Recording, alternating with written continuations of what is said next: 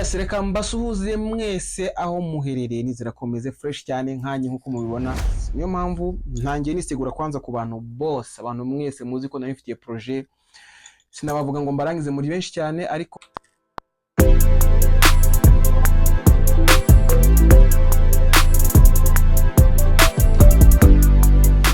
meze neza, meze fresh. Ndashaka kubabwira ko iki ni igihe noneho cyo gukora kandi byihuse, ndetse projet zanyu mukazibonera ku gihe bitewe nuko niko dusanzwe dukora muri level 9. Ngo hayi ikaze rero ugiye kutureba hano bwa mbere cyangwa se usanzwe unadukurikira. Bari banciye mu ijambo bambwira ko turaganira umwanya muto, ariko hari n'akantu tuzakora muri studio. Ntugende utarebye akantu ndibuze kubaha. Jimmy komeza ubaye ku ngoma si wacu, right? Yes, reka mbasuhuze mwese aho muherereye nizera komeze fresh cyane nkanyi nkuko mubibona. Mumeze neza. Ku bantu babonye status yanjye ya WhatsApp mwayibonye ko babwiye mu gitondo komeze neza bitewe n'impamvu zitandukanye, bitewe nuko nari maze igihe kigera hafi ku kwezi Jimmy Pro atameze fresh. Nari ndwaye ase ni ngombwa ko mvuga indwara, ariko okay, nari narwaye iryinyo. Ku bantu bazuba bari bw'iryinyo na details zose zigendana nabwo murabizi, ntabwo ndi buvuge byinshi, ariko byatumye hari akazi ntabasha kurangiza. Niyo mpamvu ntangiye nisigura kwanza ku bantu bose, abantu mwese muzi ko nabifitiye projet. Sinabavuga ngo mbarangize muri benshi cyane, ariko benshi naramenyeshije ikibazo nagize cyatumye ntarangiza projet zanyu. Muri akanya ndiseguye kuba zitarangiye igihe, ariko kuba ubu ngubu meze neza, meze fresh. Ndashaka kubabwira ko iki ni igihe noneho cyo gukora kandi byihuse, ndetse projet zanyu mukazibonera ku gihe bitewe nuko niko dusanzwe dukora muri level 9. Ngo hayi ikaze rero ugiye kutureba hano bwa mbere cyangwa se usanzwe unadukurikira. Sorry gato, bari banciye mu ijambo bambwira ko ngo ndi ku ruhande cyane. Impamvu nicaye ku ruhande hano wegeye hagati ishobora kugira ikibazo, ariko nicaye ku ruhande kugira ngo ngire equilibre. Benshi umenyereye ko rero iyo nicaye hano ko tugiye kuganira, nibyo turaganira umwanya muto, ariko hari n'akantu tuzakora muri studio. Ntugende utarebye akantu ndibuze kubaha, kuko hano muri studio tuba tugomba kugira vibes za studio kugira ngo dukore ibintu bimeze fresh cyane. Ni ikaze rero mwese kuri channel ya Jimmy Pro. Niba utarakora subscribe rwose kurikira ikiganiro, numva unyuzwe uze kubikora, ntabwo ari tegeko, ahubwo no kugira ngo twese dukomeze dushyigikirane. Rero ubwo rero murumva ko igihe cyose cyari gishize, niyo mpamvu hari ibiganiro byinshi mutabanye nkuko nari yabasezeranyije, haba kuri channel ya Jimmy Pro no kuri channel ya Level 9 Records nkuko twa dusanzwe tubikora. Ariko ubu gahunda igiye kongera ikurikirane neza. Kuri gahunda y'ibiganiro twari twavuze ubushe tuvuga ku bijyanye n'iyi mihanda cyangwa se ibibera kuri iyi mihanda yo mu Rwanda, cyane cyane ya KGL. Turabizi neza amakuru yaramaze iminsi acicikana hirya no hino, kandi ngo biracyakomeje. Hari na gahunda kandi y'ama studio session mba mfite hano menshi mukeneye kureba, indirimbo ko zagiye zikorwa, indirimbo nyinshi mwagiye mukunda, harimo nizo muratekereza ko zihari. Ubu byose tugiye kongera tubisubize ku murongo bitewe nuko Jimmy Pro ameze neza cyane. Nizere ko nawe nkurikiye hose uba kumeze fresh, kandi utameze fresh uyu munsi ariko ejo bizacamo. Nta kwiheba kubera ko turi mwisi. So muri make rero iyi video nayo nyikoze kugira ngo mbere na mbere manze nisegure ku bukererwe cyangwa se ubutinde bwa projet zatinze muri studio. Ntabwo ari ibintu bisanzwe bitubaho, uburwayi buratungurana, bigatuma gahunda waruteganyije cyangwa se wifuza kuba wakorera ku gihe zisa n'izigiye inyuma gato. Ariko icyo nshaka kubabwira ni iki: mutuze kandi mwumve ko Jimmy ahari arakora neza, kandi abakorere ibyo yabemereye, ibyo yabasezeranyije. Mbwira kandi n'undi wese ushaka gukora projet nshyashya, ubwo kugeza byibuze mu kwa 11 ntabwo ushobora kumbona, bitewe nuko ngiye kubanza kwita ku bantu banjye, abantu mfitiye gahunda kandi dufitanye gahunda z'uko tugomba gukora tukarangizanya neza cyane. Noneho rero ubu ngubu kubera ko meze neza nk'umuntu umeze fresh, murabyumva, ngiye kugira akantu gato mbakorera, hanyuma gahunda zikomeze uko zapanzwe.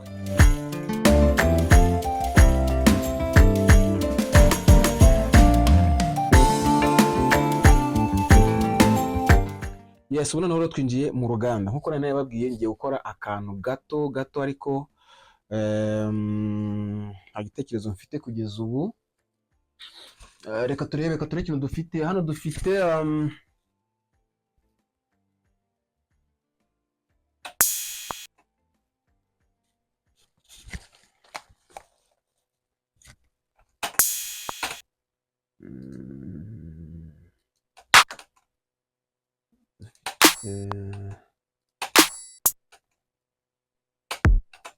okay, ndabona utuntu mfite aha ngaha dushobora kuvamo ikintu kimeze nk'igipopu cyangwa se ikintu cy'ikidrili.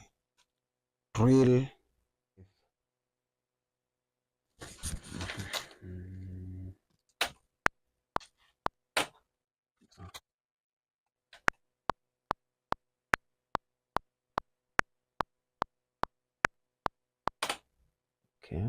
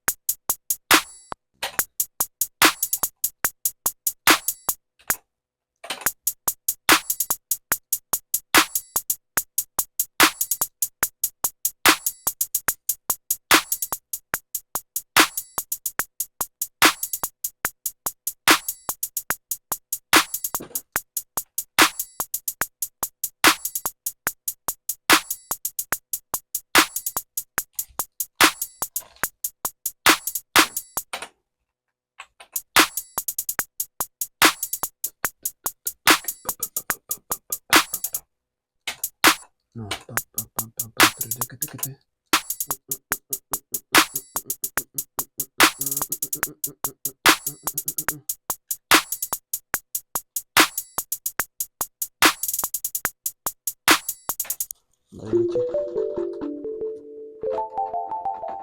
wow, sound ni fresh.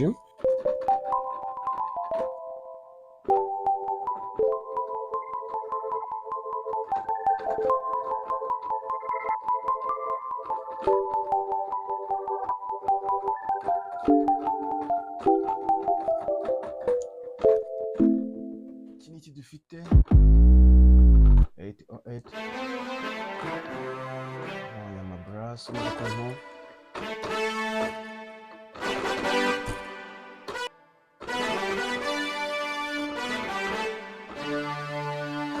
murakibutse.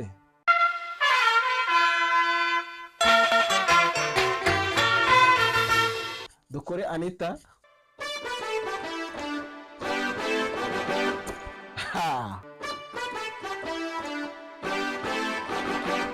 Anita ntabwo yajyamo hano. Reka turebe akantu dukora.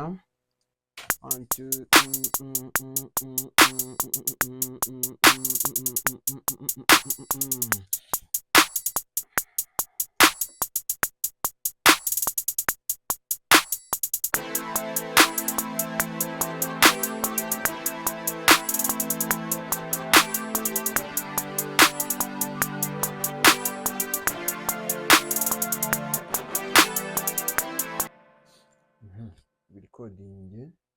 Okay. Tugerageze aka twumva ukuntu kameze n'ibyanga turakira n'akandi. Twagiye.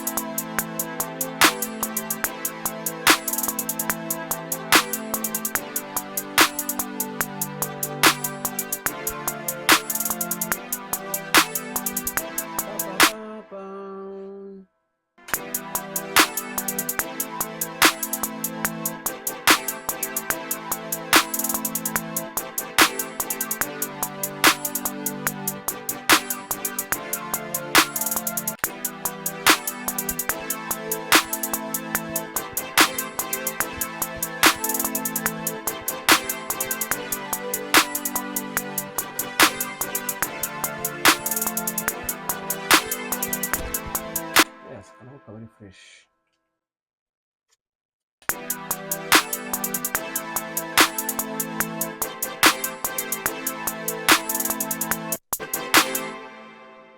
Okay.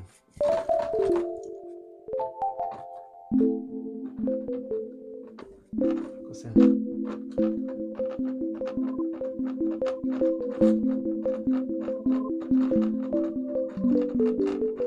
Aí.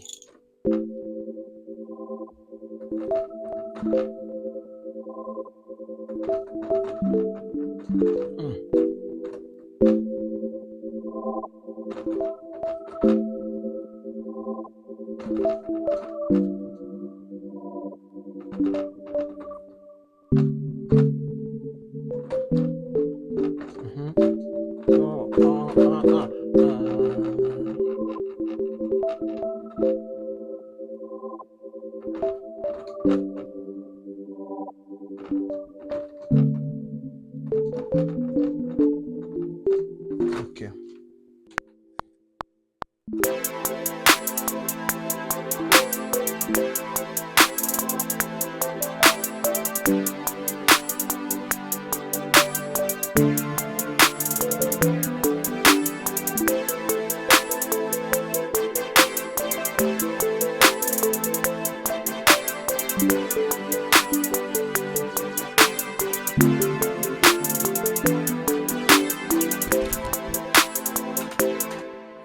Utuntu duke tuba twapfuyemo ariko tuhita tudukosora nta birenze.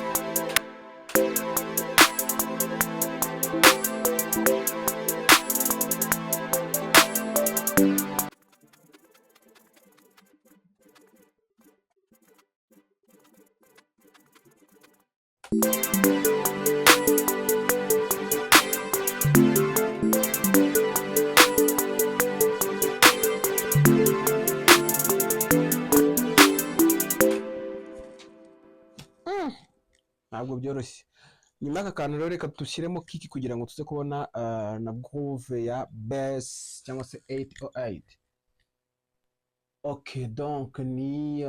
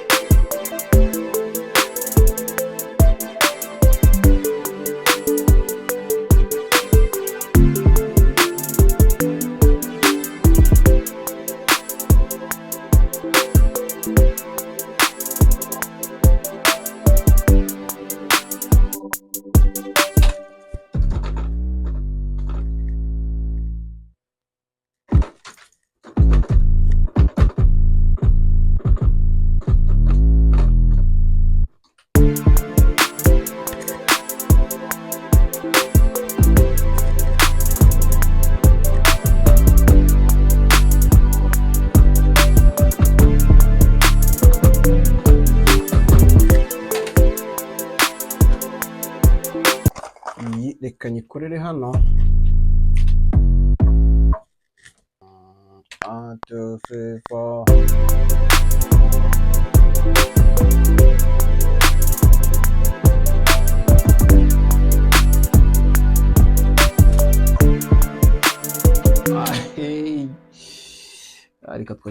reka twongere. Good. 1 2 3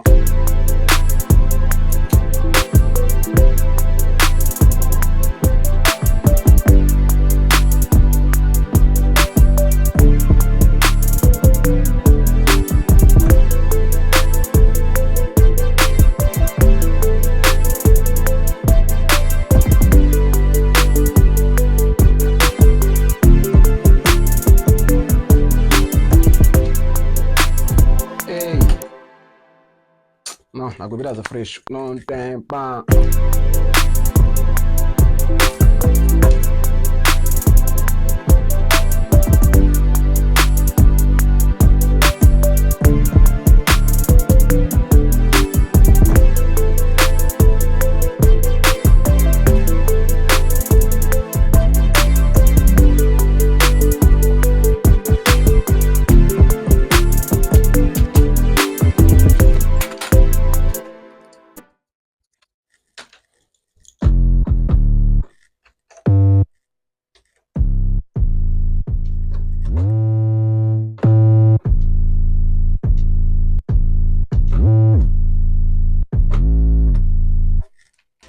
1 2 3 go. No. 1 2 go go.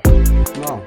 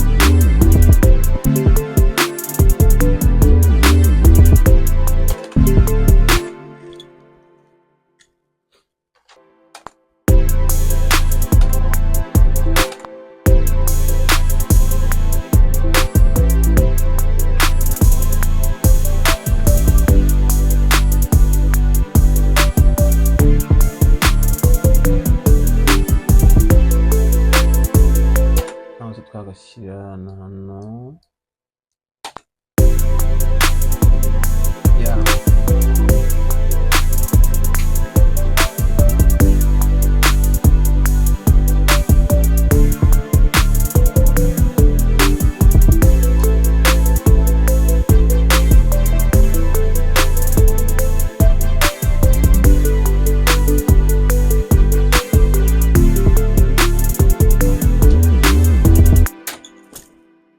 Yes, ndumva rero iby'ingenzi bimaze kuba, ibisigaye ni utuntu tw'udusosi n'uturungo umuntu agenda ashyira muri beat ikaba fresh. Ndaza kubashyira link muri description kugira ngo umuntu ushaka kwikutamo freestyle biremewe rwose, ni yanyu ni mwenyikoreye mu rwego rwo kuba hano none ikaze muri gahunda zacu za studio tugarutsemo. Unyite Jimmy, hano ni muri Level 9 Records, turi kumwe every time. Stay in touch, Imana ibarinde.